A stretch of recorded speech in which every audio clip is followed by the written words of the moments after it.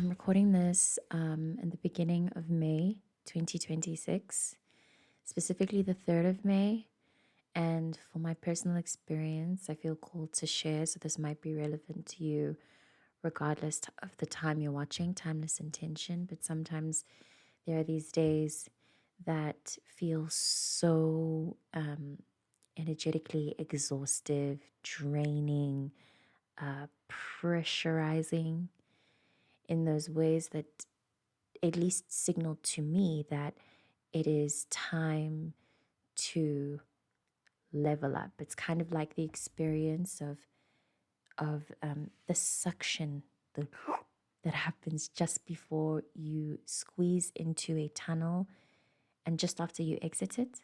You know, I'm pretty sure this is a scientific thing, but I don't really know the terms. I'm just kind of intuitively fetching this information. But I feel something like that where whatever comes next is the next phase. You know, whatever comes next is going to be a real like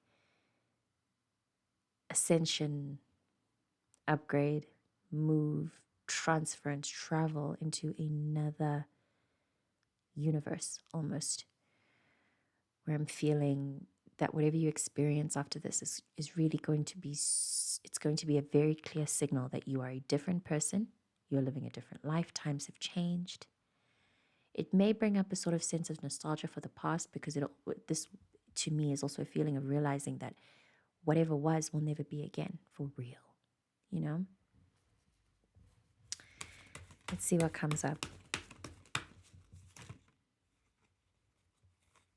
Okay, I have to take, like, normally I'd be like, no, but this is ridiculous. Interesting. 6 of Pentacles. 5 of Cups.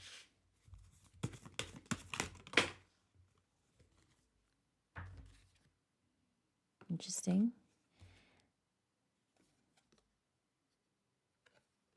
All right. Wow, we have the Hermit in reverse. And then we have the 8 of Swords and the 3 of Cups in reverse. All right. This is giving the frequency to me of somebody who generally struggles to ask for help, but is going through a time where they may really need it right now. And you may kind of be prolonging your ascension or your ability to understand some urgent message that's trying to pierce through your subconscious because you're too stubborn to ask for help, too stubborn to receive, too stubborn to open up about a sense of loss or sadness you're experiencing right now. Like you want to ignore it or invalidate it, but it's actually very, very important that you face it. You're feeling it for a reason. And the longer you take to ignore it, the more chaos would ensue. At least is with my experience. And when the intuition or the layers of the subconscious speak to you and you spend a long time ignoring it, life tends to be chaotic, tend to get sick more.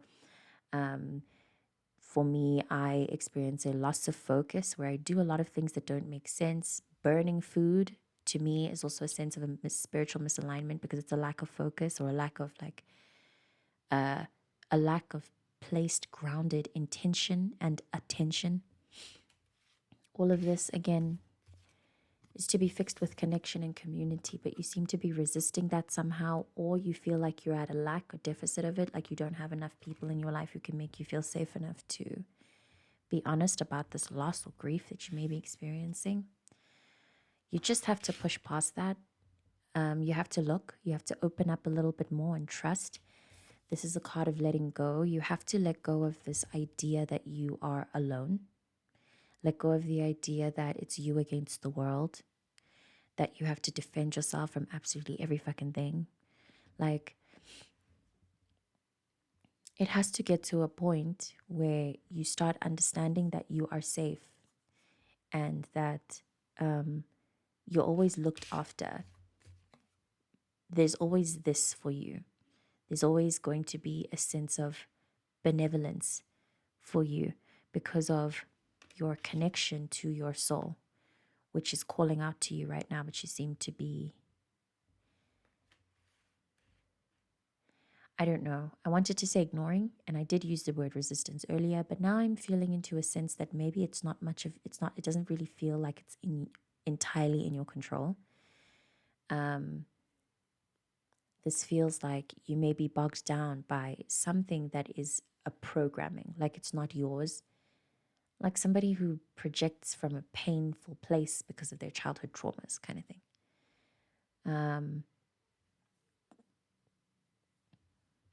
I feel called to shuffle now, to take this opportunity now,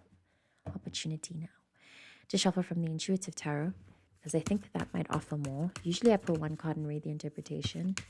More usually fall out as well. But I'm feeling called to just explore this a little bit more as far as I can, because this is a very interesting... wow, okay, we have the moon. And 2 days ago was a full moon, and the time I'm recording this, pay attention to moon cycles, the way you feel around the moon cycles and what happens, especially if you are a womb owner.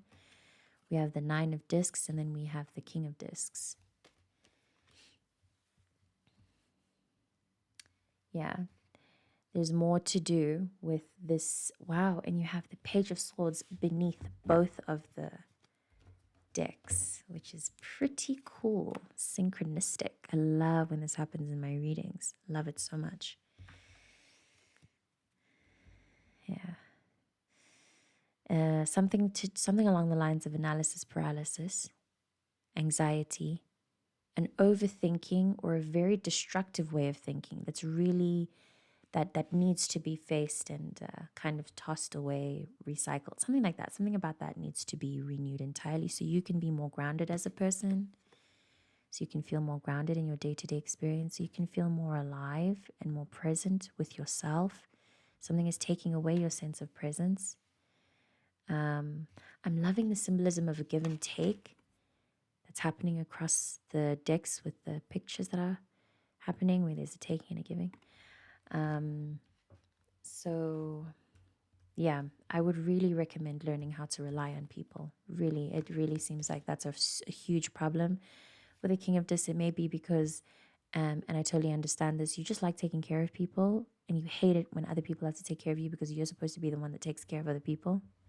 There's that whole thing of how you can't really pour from an empty cup. And there can be a newfound joy in allowing people to pour into your cup.